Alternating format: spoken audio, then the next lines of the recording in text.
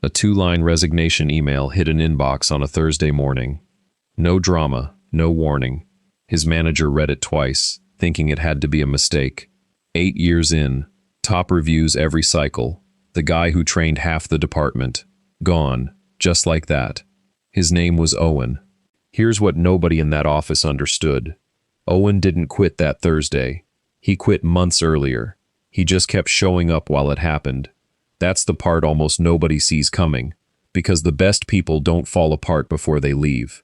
They go quiet, and quiet looks exactly like fine, right up until it isn't. If you've caught yourself doing your job perfectly, but giving nothing extra anymore, no ideas in meetings, no late night thinking about the project, just enough to stay green on paper, stick with me. You're not lazy, and you're not imagining it. There's a real pattern behind what's happening to you, and by the end of this, you'll know exactly which stage of it you're standing in, and the one move that turns it into a plan instead of a slow collapse. And if you want more breakdowns like this one, the parts of a career nobody explains to you until it's already happened, go ahead and subscribe now, so you don't miss the ones that could save you a year of guessing. Let's get into it. Here's where it begins. Every job actually asks two things of you. There's the work you're paid for, the tasks, the deadlines, the stuff on your job description. And then there's the extra, the ideas you didn't have to share, the effort you give because you actually care. Researchers call that second bucket discretionary effort. And here's the uncomfortable truth. Most companies can only measure the first one, which means the moment your discretionary effort starts leaving, nothing on paper changes at all. Owen's stage one didn't look like anger. It looked like noticing.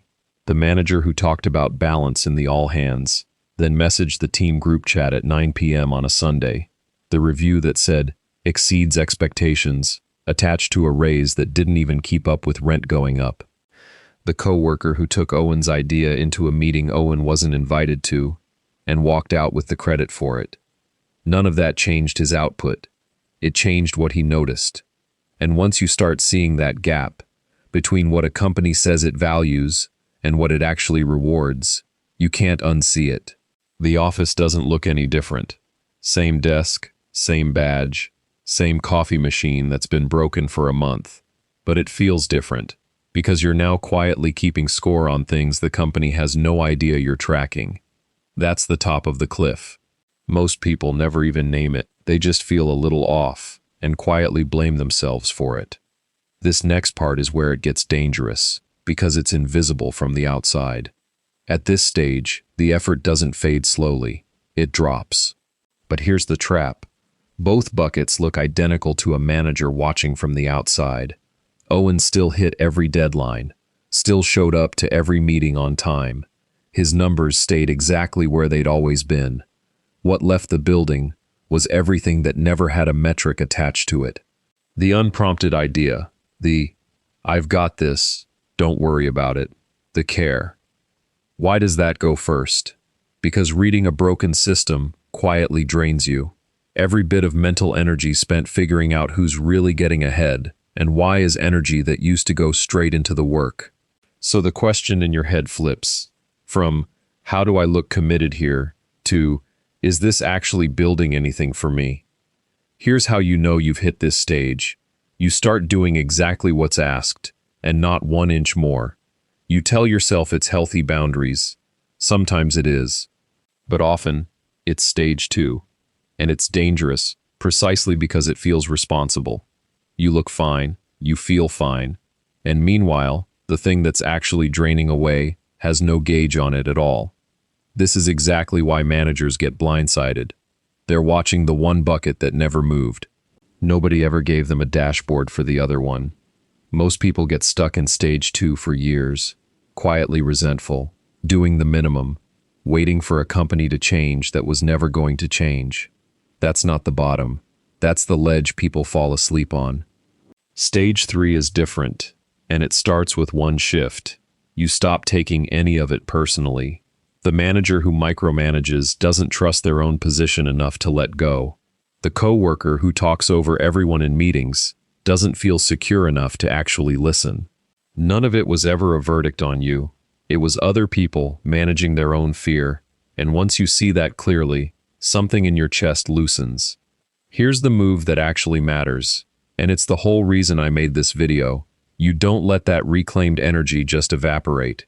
You redirect it. Every hour you were spending trying to look committed, you start spending on something that belongs entirely to you. There's a simple filter you can run every request through. Does saying yes to this build the life you actually want? Or does it just build the reputation someone else wants you to have? Every yes to the wrong thing is a quiet no to your own future. It's not about becoming difficult or checked out. It's about finally being honest with yourself about where your best hours are going. My friend Priya went through exactly this at a regional bank in Kansas City.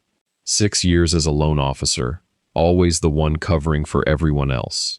Around year 5, she quietly stopped raising her hand for extra committees. People assumed she was burning out. She wasn't. She was studying for a financial planning certification on her own time, 3 nights a week, telling almost nobody. 14 months later, she left to start her own practice. And to the people she worked with, it looked sudden. It wasn't. It had been compounding the entire time. That's the reframe leadership almost always gets backwards. When a strong performer goes quiet, everyone assumes burnout, decline, losing the fire. It's usually the opposite. The energy didn't disappear. It got relocated, out of the company's ledger and into the person's own. Think about what that actually means. The withdrawal isn't the employee running out of ability. It's the employee outgrowing what the company was ever willing to offer them back. What looks like quiet quitting from the outside is often the most awake a person has been at work in years. They've just stopped spending that awareness on someone else's goals. So here's the actual tool, and I want you to use it, not just nod along to it. Line 1. The number. The exact amount of savings you need before you could walk away without panic.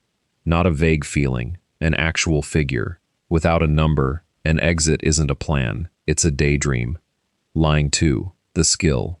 One capability you're building on your own time, outside your job title, that makes you more valuable somewhere else than you are right now. Line 3. The name. One person a month you add to your network who has nothing to do with your current employer. Careers move through people who aren't on your org chart.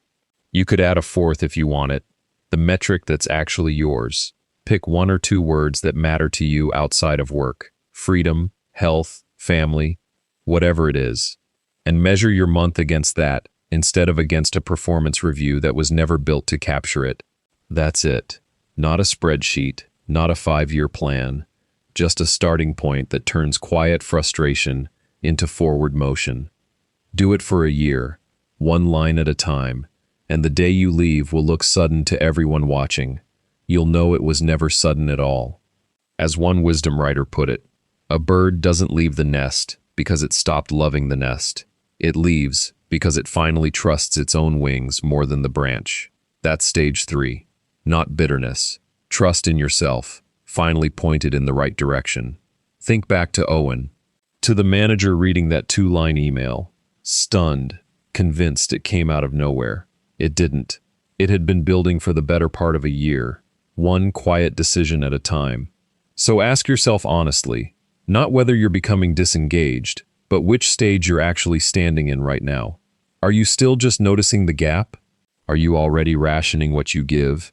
Or is the notebook already open? There's no wrong answer here, and no reason to panic if you land on stage 1 or 2. Every person who ever built a real exit started exactly where you are right now. The difference is only what they did with what they noticed.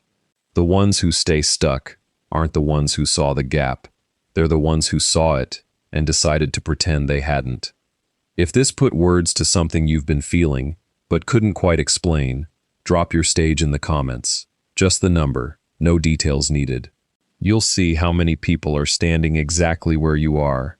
And if this made you think of a coworker giving everything to a place that wouldn't hesitate to let them go, send them this video while there's still time to build a plan instead of just drifting. Hit subscribe if you want more of this, because the people who walk out on their own terms were never the ones who lost their ambition. They just stopped spending it on someone else's ladder.